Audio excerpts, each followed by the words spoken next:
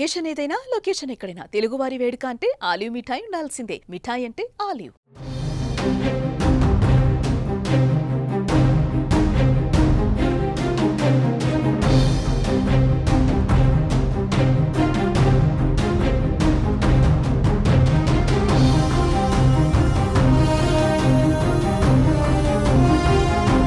పాకిస్తాన్ దుశ్చర్యల నేపథ్యంలో భారత దళాలు కౌంటర్ అటాక్ షురూ చేశాయి.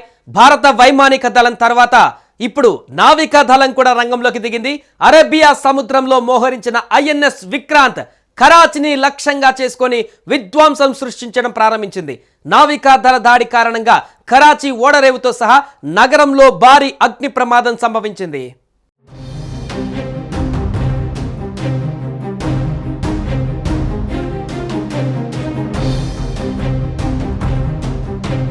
భారత వైమానిక దళం తర్వాత ఇప్పుడు నావికా దళం కూడా రంగంలోకి దిగింది.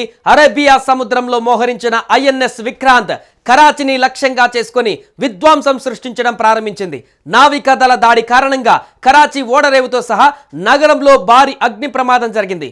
ముఖ్యంగా కరాచీ పోర్టు పైన భారత సైన్యం దాడి చేసింది. అక్కడ 7 భారీ పేలుళ్లు జరిగినట్లుగా సమాచారం అందుతుంది. ఐఎన్ఎస్ విక్రాంత్ దాడిలో 10 కార్గో నౌకలు ధ్వంసమయ్యాయి.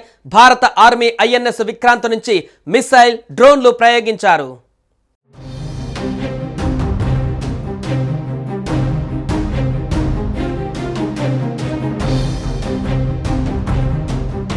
పాకిస్తాన్ నావికా దళానికి కరాచీ, ఓర్మారాలో స్థావరాలు ఉన్నాయి. వారి ఉన్నతాధికారుల ప్రధాన కార్యాలయాలు, యుద్ధ నౌకలు, జలంతర్గాములు మోహరించిన చోటు ఉంది.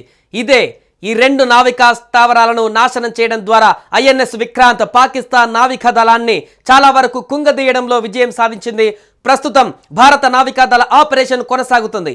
ఐఎన్ఎస్ విక్రాంత్ రంగంలోకి దిగితే అది మనుగడ సాగించడం కష్టమవుతుందని పాకిస్తాన్ భయపడింది.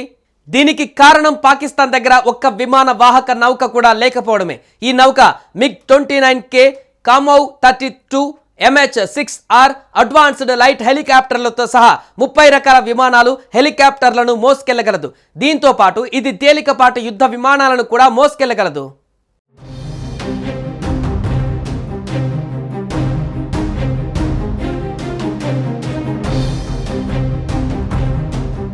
పాకిస్తాన్ నావికా దళానికి కరాచీ, ఓర్మారాలో స్థావరాలు ఉన్నాయి.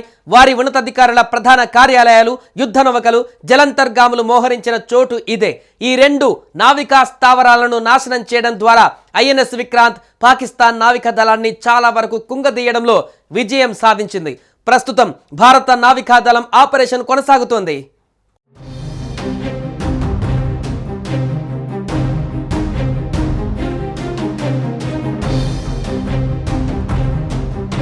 మరోవైపు భారత దాడులతో బెంబేలెత్తిపోయిన పాకిస్తాన్ దొందుడుకు చర్యలకు దిగింది.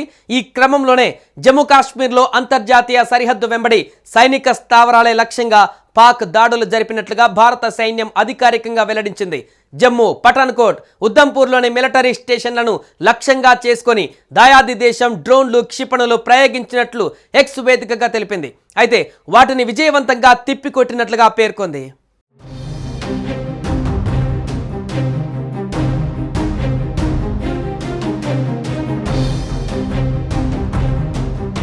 సుమన్ టీవీలో మీ పర్సనల్ అండ్ బిజినెస్ ప్రమోషన్స్ కోసం కింది నెంబర్కి కాంటాక్ట్ చేయండి.